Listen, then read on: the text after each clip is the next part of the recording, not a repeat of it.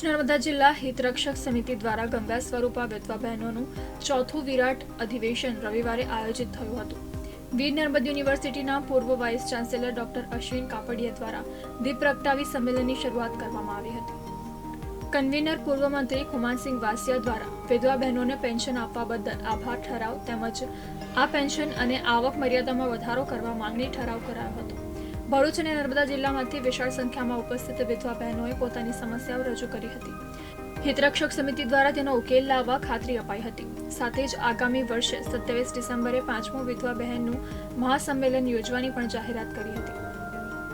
સંમેલનમાં ભરૂચના ધારાસભ્ય રમેશ મિસ્ત્રી, અગ્રણી કનુભાઈ પરમાર, રણજીત ડાભી, જિલ્લા પંચાયત પૂર્વ પ્રમુખ શાંતાબેન પટેલ, પાલિકા પૂર્વ પ્રમુખ ઇન્દિરાબેન રાજ સહિતના મહાનુભાવો જોડાયા હતા।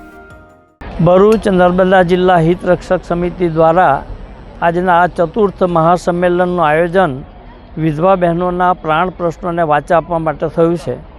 2018, 2019, 2023 અને 2025નું મહાઅધિવેશનમાં એમના જે કંઈક પ્રાણ પ્રશ્નો છે વિધવા બહેનોના, એ વિધવા બહેનોના પ્રાણ પ્રશ્નોને વાચા આપવા, સરકારમાં યોગ્ય રજૂઆત કરવા તેમજ આજના આ કાર્યક્રમમાં 2 ઠરાવ અમે પસાર કરવાના છે। એક તો ગુજરાત સરકારનો આભાર માનતો આભાર ઠરાવ અને બીજો જે છે તે વિધવા બહેનોને લગતા પ્રશ્નોને વાચા આપતો અને હાલમાં 1250 રૂપિયા પેન્શન મળે છે એની જગ્યાએ 3000 રૂપિયા પેન્શન મળે એની અમારી માગણી રહેશે।